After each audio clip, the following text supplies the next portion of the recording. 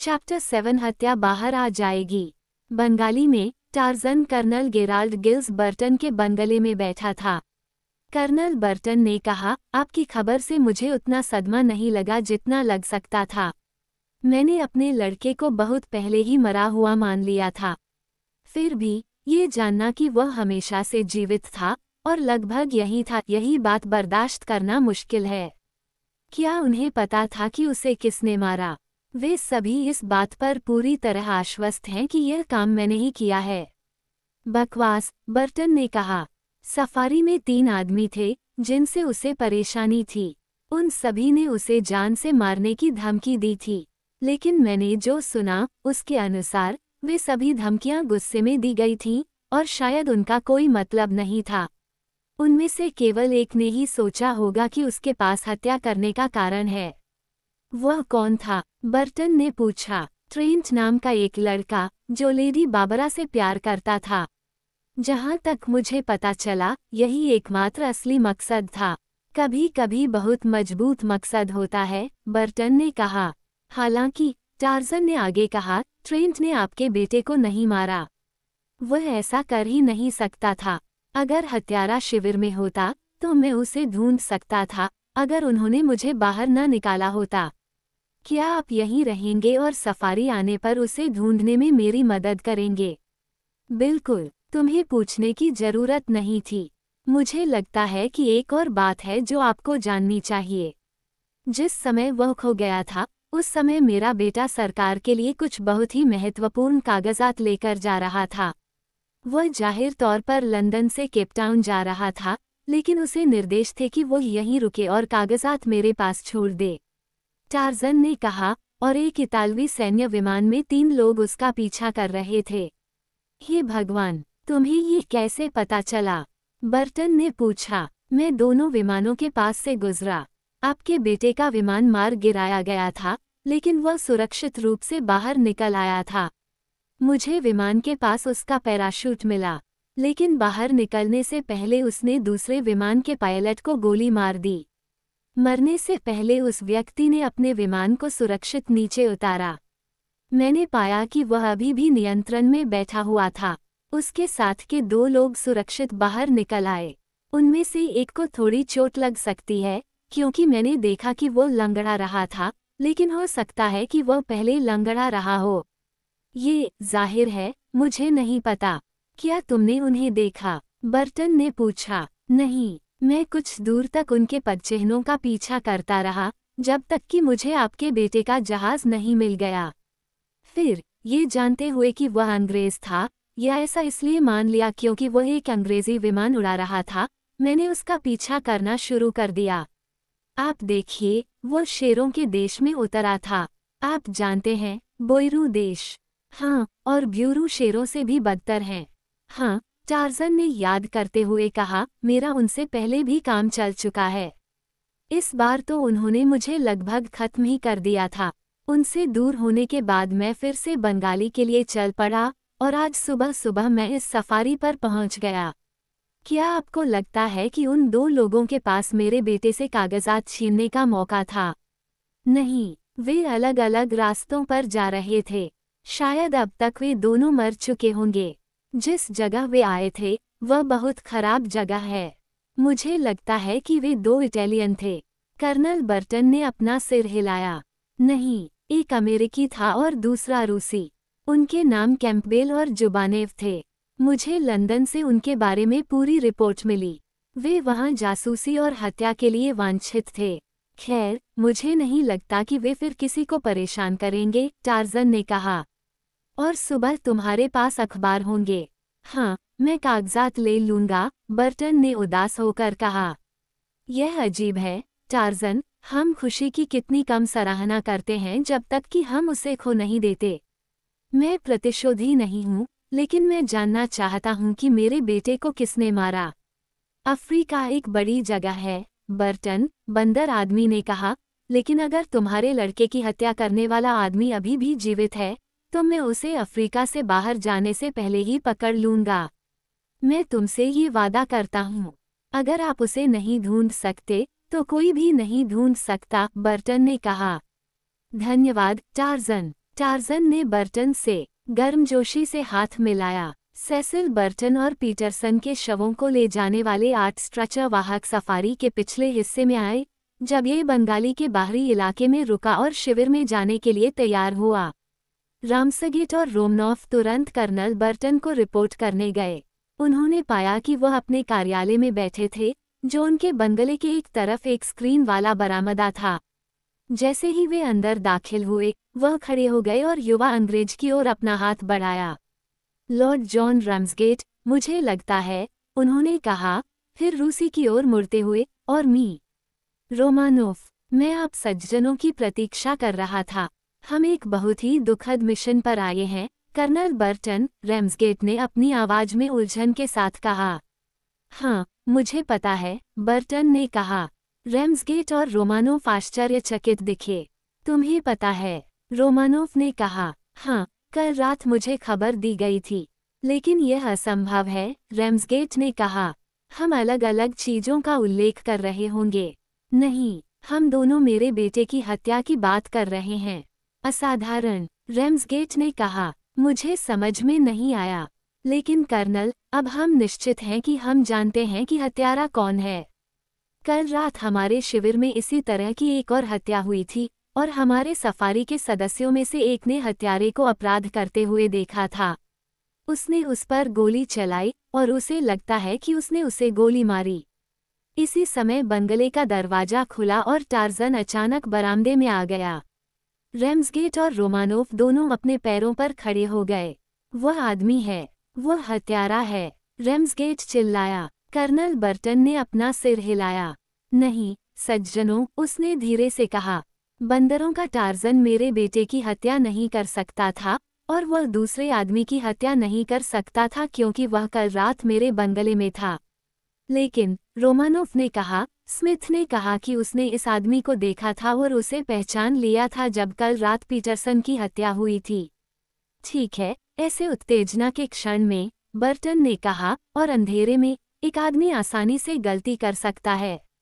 मान लीजिए कि हम आपके शिविर में जाते हैं और इसमें शामिल कुछ लोगों से पूछताछ करते हैं। मुझे पता चला है कि उनमें से 3 ने या तो मेरे बेटे पर हमला किया था या उसे धमकाया था। हाँ, रम्सगेट ने कहा। मेरी बहन और मैं दोनों चाहते हैं कि पूरी तरह से जांच की जाए, और मुझे यकीन है कि मी रोमानोफ भी इस बारे में हमारी ही तरह महसूस करते हैं। रोमानोफ ने सहमति में अपना सिर झुकाया। आप हमारे साथ चलेंगे? बेशक, टार्जन, बर्टन ने पूछा। यदि आप चाहें, टार्जन ने उत्तर दिया। सफारी के सदस्यों ने जब टार्जन को रम्सगेट, रोमानोफ और कर्नल बर्टन तथा स्थानीय पुलिस बल के एक दल के साथ शिविर में प्रवेश करते देखा तो उनके मन में मिश्रित भावनाएं थीं। उन्होंने उसे पकड़ लिया, गॉल्ट ने ट्रेंट से कहा। ये बहुत जल्दी किया गया काम था। उन्हें उसे हथकड़ी लगा देनी चाहिए, ट्रेंट ने कहा, नहीं तो वह पहले की तरह भाग जाएगा। उन्होंने उससे उसके हथियार भी नहीं छीने हैं।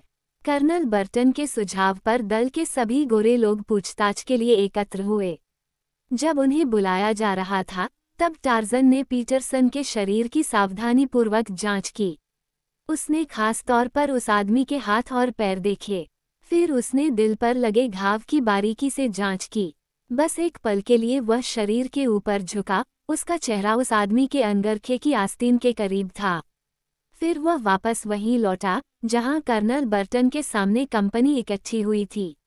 एक एक करके अंग्रेज अधिकारी ने उनसे पूछताछ की। उसने वायलेट, टॉमलिन और लेडी बाबरा की गवाही को ध्यान से सुना। उसने गोडेंस्की, गॉल्ट और ट्रेंट से पूछताछ की। उसने स्मिथ से पीटरसन के हत्यारे के बारे में पूछताछ की। मैं समझता हूं कि आपने कहा था कि आपने इस आदमी को पीटरसन को मारते हुए देखा था। उसने टार्जन की ओर इशारा किया। मैंने सोचा कि यह वही है, स्मिथ ने कहा, लेकिन मैं गलत हो सकता था। वहां बहुत अंधेरा था। अच्छा, अब मेरे बेटे के बारे में, बर्टन ने कहा। क्या यहाँ कोई ऐसा है जो किसी व्यक्ति के खिलाफ हत्या का सीधा आरोप लगाना चाहेगा? लेडी बाबरा राम्सगेट सख्त हो गईं। हाँ, कर्नल, उसने कहा। मैं डंकन ट्रेंट पर सेसिल गिल्स बर्टन की हत्या का आरोप लगाती हूँ। ट्रेंट का चेहरा काफी पीला पड़ गया था, लेकिन वो कुछ नहीं बोला। सभी की नजरें उस पर टिकी थीं। टार्ज़न उसके पास झुका और बर्टन के कान में कुछ फुसफुसाया। बर्टन ने सिर हिलाया। टार्ज़न कुछ सवाल पूछना चाहता है, बर्टन ने कहा। कृपया आप उनका जवाब वैसे ही देंगे जैसे मैं उनसे पूछता। क्या मैं आपका चाकू देख सकता हूँ? टार्ज़न ने पियरे की ओर इशारा करते हुए पूछा। मैं इसे अपने साथ नहीं रखता, सर। और तुम्हारा? उसने गॉल्ट की ओर इशारा किया। गॉल्ट ने अपना चाकू म्यान से निकाला और उसे बंदर आदमी को थमा दिया, जिसने एक पल के लिए उसे देखा और फिर उसे लौटा दिया। फिर उसने टॉमलिन से चाकू मांगा, लेकिन टॉमलिन के पास चाकू नहीं था। उसने स्मिथ, गोडेंस्की और ट्रेंट के चाकू मांगे और उनकी जांच की। फिर वह स्मिथ की ओर मुड़ा। स्मिथ, उन्होंने कहा, पीटरसन की हत्या के बाद आप तंबू में थे। क्या आप मुझे बता सकते हैं कि वो अपनी खाट पर कैसे लेटा था? स्मिथ ने कहा, वह पीठ के बल लेटा हुआ था। उसकी खाट का कौन सा भाग तंबू के किनारे के सामने था? बाएं पक्ष। टार्ज़न ने रैम्सगेट की ओर रुख किया। आप इस आदमी स्मिथ को कब से जानते हैं? उन्होंने पूछा। केवल कुछ सप्ताह, रैम्सगेट ने उत्तर दिया। हमने उसे और पीटरसन को खोए हुए घूमते हुए पाया। उन्होंने कहा कि उनके लड़के उन्हें छोड़कर चले गए हैं। जब आपने उसे पाया तो वह लंगड़ा रहा था, है न? जॉन रैम्सगेट ने आश्चर्य से देखा। हाँ, उन्होंने कहा। उसने हमें बताया कि उसके टखने में मोच आ गई है। इससे क्या लेना देना है? स्मिथ ने पूछा। क्या मैंने तुम्हें नहीं बताया था कि वह आदमी पागल है? टार्ज़न स्मिथ के करीब आ गया। मुझे अपनी बंदूक दे दो, उसने कहा। मेरे पास कोई बंदूक नहीं है, स्मिथ ने गुर्राते हुए कहा। आपकी शर्ट के बाईं ओर नीचे वह उभार क्या है? बोलते समय टार्ज़न ने जल्दी से अपना हाथ उस स्थान पर रख दिया। स्मिथ मुस्कुराए। उन्होंने कहा, आप अपने आप को जितना बुद्धिमान समझते हैं, उतने नहीं हैं। टार्ज़न लेडी बाबरा की ओर मुड़ा। मिस्टर ट्रेंट ने बर्टन को नहीं मारा, उसने पूरे विश्वास के साथ कहा। स्मिथ ने उसे मारा। स्मिथ ने पीटरसन को भी मारा। ये सरासर झूठ है, स्मिथ चिल्लाया। तुमने खुद ही उन्हें मार डाला। मुझे फंसाया जा रहा है। क्या तुम सब यह नहीं देख सकते? आपको क्या लगता है कि स्मिथ ही हत्यारा है? कर्नल बर्टन ने पूछा। ठीक है, मैं अपने बयान में एक बदलाव करूंगा, टार्ज़न ने कहा। ये कैंपबेल था जिसने उन्हें मारा। इस आदमी का नाम स्मिथ नहीं है, ये कैंपबेल है। कल रात उसने जिस आदमी को मारा उसका असली नाम पीटरसन नहीं, बल्कि जुबानेव था।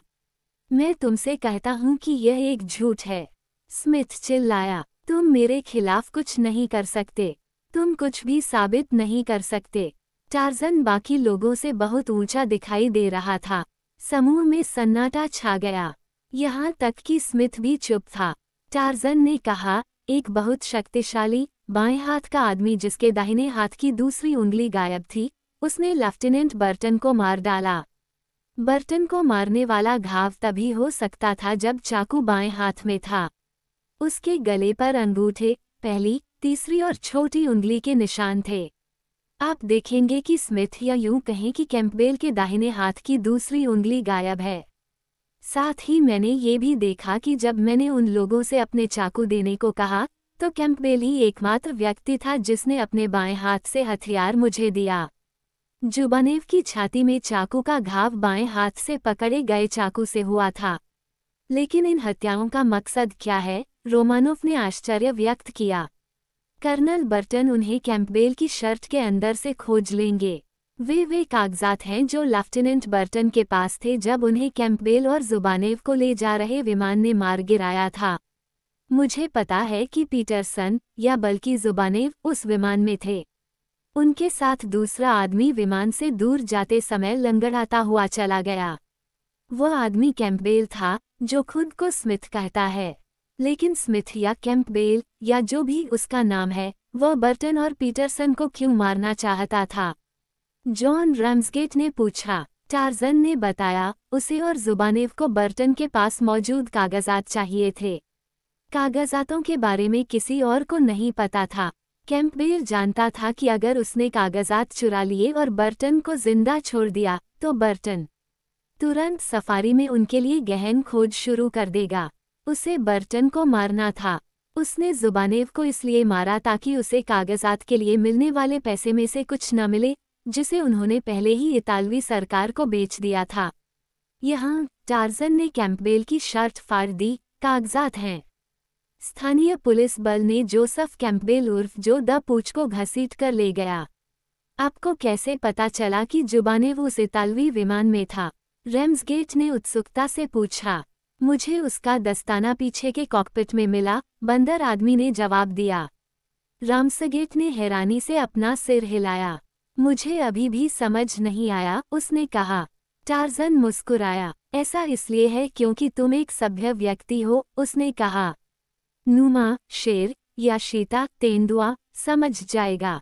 जब मुझे वह दस्ताना मिला तो मैंने उसकी गंध सूंघी, इसलिए मैं अपनी याददाश्त में जुबानेव की गंध रखता था। फिर जब मैंने पीटरसन को सूंघा तो मुझे पता चला कि वह जुबानेव था। इसलिए स्मिथ कैंपबेल होना चाहिए।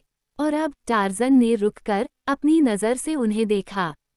मैं घर जा रहा हूँ, उसने कहा। अलविदा मेरे दोस्तों। अपने कुछ लोगों को फिर से देखना अच्छा था, लेकिन जंगल की आवाज़ ज़्यादा मजबूत है।